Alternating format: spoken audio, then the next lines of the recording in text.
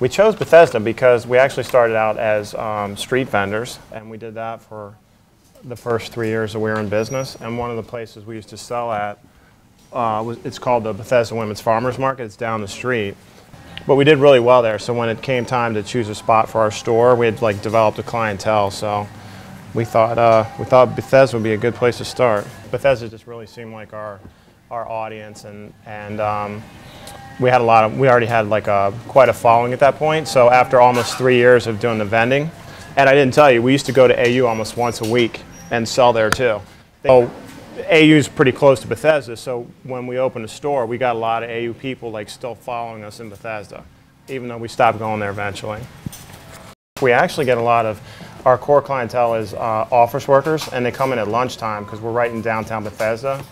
And apparently women have time to shop and eat at lunch, because when it's a nice day, we'll get like a big lunch rush. So we're open 11 to 7 every day, and by 3 o'clock, we've usually made like half of our money for the day because so many people come in at lunchtime. So, and then we'll have people come in the evening too after they get off of work, because they're parked, they're already here, you know, and there's a lot of people that work right in the area. So it's convenient for them, and the parking's not that bad for people, you know, that come that otherwise aren't already here for work. But you know, the garage is around the corner, but it's just so convenient for people that work in the area. So the demographic is actually really more office workers.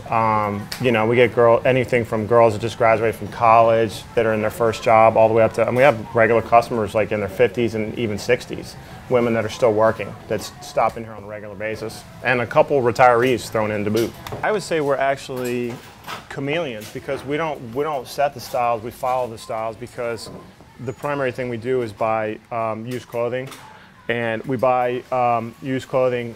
The majority of used clothing we get is up-to-date used clothing, less than 2 years old.